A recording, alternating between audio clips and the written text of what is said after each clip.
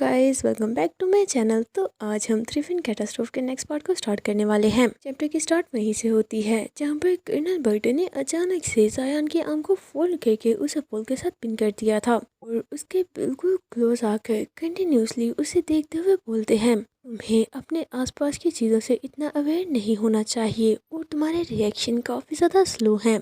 और साथ ही उसके एयर के बिल्कुल पास चले जाते हैं कि नेक्स्ट टाइम कैमरे चेक करना मत भूलना और बाहर निकलने से पहले ये ज़रूर कंफर्म करना कि सब कुछ सेफ है। क्या तुम समझ गए? हम जायान को देखते हैं जो कि कर्नल के अपने इतना ज़्यादा पास होने की वजह से काफ़ी ज़्यादा चौंक चुका था और बस आहिस्ता से यही रिप्लाई कर पाता है कि हाँ हाँ मैं समझ गया। ये सुनते ही कर्नल उसका आर्म छोड़कर वहाँ से जाते हुए बोलते हैं, तो चलो चलते हैं, अब तुम्हें थोड़ी रेस्ट कर लेनी चाहिए। जिस पर जाया ने तो फौरन ही अपना बाजू पकड़ लिया था और साय करते हुए कर्नल की तरफ देखकर सोचता है, आखिर कर्नल हाइन बर्टन डोर के बाहर मुझे गार्ड क्यों कर रहे थे। इतने में अचानक से उसे कुछ याद आता है जिसे याद करते ही वो फौरन से सोचता है, ओह मैं तो ऑलमोस्ट अपना मेन टास्क भूल ही चुका था। ये सोचते हुए वो फौरन ही कर्नल को बुलाता है कि कर्नल हाइन बर्टन मेरी बात सुने। जिस पर कर्नल जाते हुए रुक जाते हैं और उसकी तरफ मुड़कर पूछते हैं, बताओ क्या बात है। इस पर जायान थोड़ा घबराते हुए पूछ ही लेता है कि वो मुझे मुझे आपका ब्लड सैंपल चाहिए था, आप मुझे अपना 5 मिलीलीटर ब्लड दे सकते हैं। ये बोलते हुए वो मन ही मन काफ़ी ज़्यादा घबरा रहा था। इस तरह पूछने से कहीं वो मुझ पर गुस्सा ही ना हो जाए। वो हाइन बर्टन है, वो शायद मुझे मार भी सकते हैं, लेकिन वो अपनी घबराहट को बिल्कुल भी फेस पर शो नहीं करता।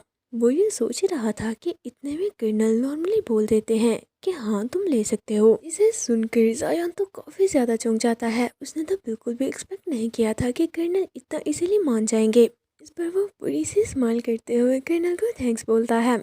इसके बाद हम उन दोनों को जाता देखते हैं। जायान कर्नल बर्टन के पीछे पीछे चलते हुए सोच रहा था, ये कितना ज़्यादा अमेजिंग होगा, मुझे कर्नल हाइन बर्टन का ब्लड सैंपल मिलने वाला है। यहाँ तक कि ये तो कैथे को भी नहीं मिला था। मैंने सुना है इनके ब्लड में एक्स वायरस कंटेंट और ह्यूमन बॉडी फंक्शन बिल्कुल परफेक्ट रेशो में है। इसके बाद सीन शिफ्ट होता है और हम जायान को दोबारा से ट्रेनिंग एरिया में देखते हैं जहाँ पर उन्हें ब्रेक मिली थी। ब्रेक के दौरान जायान कुछ ढूंढ रहा था जिसे ऐसे ढूंढता देखकर मार्क थोड़ा चौंकते हुए पूछता है, हे रोकी तुम क्या ढूंढ रहे हो। जिस पर जायान अपने फेस स्वेट क्लीन करते हुए मार्क से पूछता है, आज कर्नल बर्टन कहीं नजर क्यों नहीं आ रहे।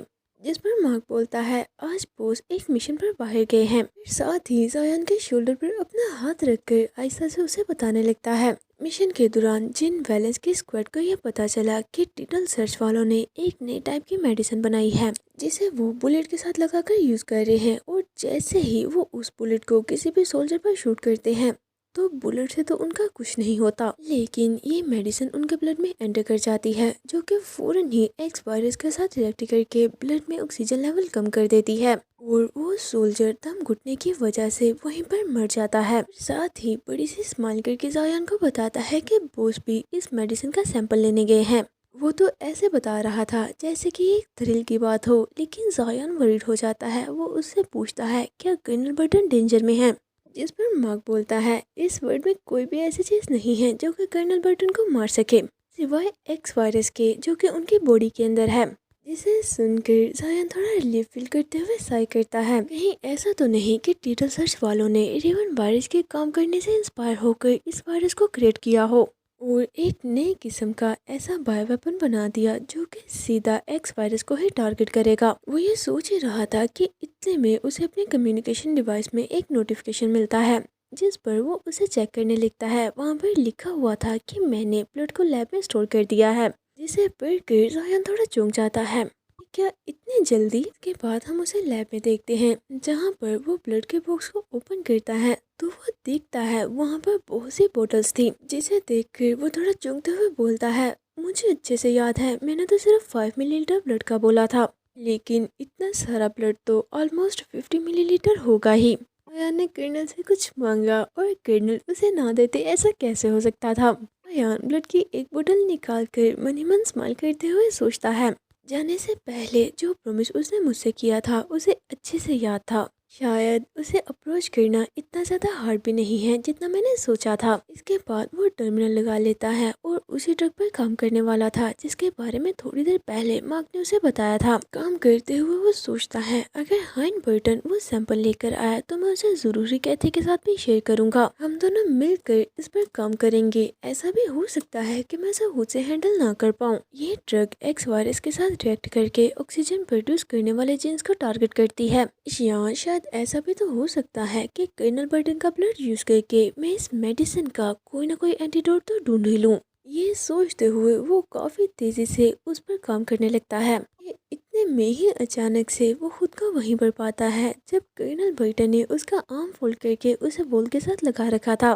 खुद को वहां पर देखकर जायन काफी ज्यादा चौंक जाता है कि आखिर मैं यहाँ क्या कर रहा हूँ। इतने में कर्नल बर्टन जायन के फेस को पकड़कर अपनी तरफ टर्न करते हैं जिस पर जायन चौंकते हुए सोचता है कि हाइन बर्टन ये क्या कर रहा है। वो ये सोच ही रहा था कि इतने में ही कर्नल उसके बिल्कुल क्लोज आकर उसे किस करने लगते हैं। कर्नल ने जायन को पूरी तरह से पकड़ रखा था और उसे पैशनेटली किस करने लगते हैं जिस पर जायन इस बार रेसिस्ट करने की बजाय अपनी आइज क्लोज करके कर्नल को भी रिप्लाई में किस करने लगता है। उसे तो फौरन से पता चल चुका था कि ये एक एलियन है और एलियन में वो कर्नल के साथ कुछ भी कर सकता है और उसे कर्नल को रेजिस्ट करने की कोई ज़रूरत नहीं क्योंकि वो खुद भी तो यही चाहता था। जायन के ऐसा करने पर कर्नल बर्टन तो अचानक से ही अपना कंट्रोल लूज कर देते हैं और वो फौरन से ही जायन की शर्ट को पकड़कर एक ही झटके में ओपन कर देते हैं। ऐसा करते हुए वो इंटीमेट वे में जायन को टच भी कर रहे थे जिनके ऐसा करने पर जायन काफ़ी ज़्यादा एक्साइटेड हो गया था।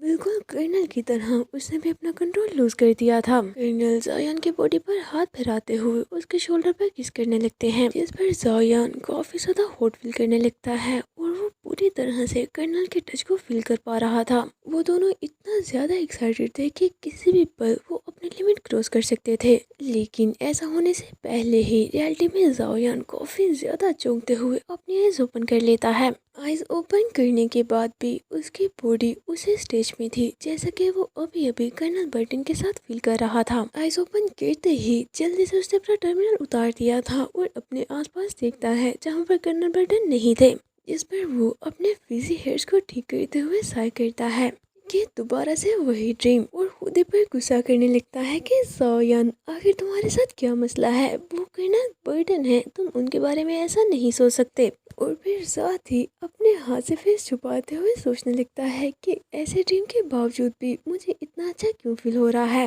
और मेरी बॉडी अभी तक इतना ज़्यादा एक्साइटेड क्यों है। साइकोलॉजी के मुताबिक ड्रीम्स तो हमारे डीपेस्ट डिज़ायर्स को दिखाते हैं।